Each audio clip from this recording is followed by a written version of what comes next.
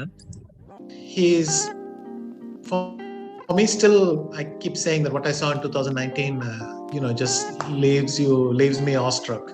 And Garry feels remote in the sense that after the years pass, you stop feeling it. But of course, Garry was equally intense, and it was a heavy experience playing him. Many people, the way they described how playing as Garry sounds very much like how they described playing with Magnus.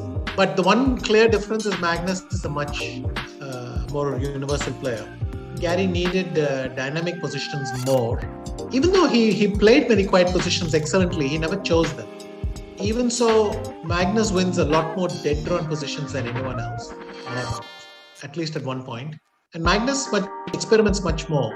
I don't know if this is necessary because Garry was uncomfortable at it. There was a time when these moves were considered so bad that we never looked at them and took them seriously. Something like the London system? Block that was hard to break. Sorry? Something like the London system? For instance, and many quiet setups and all.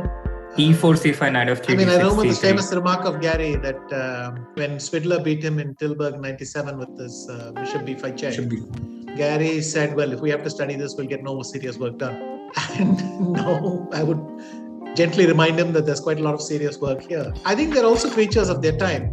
Magnus seems to be a more complete and universal player, but on the other hand, he came at a much later state of computer development. I can't really compare the two very well.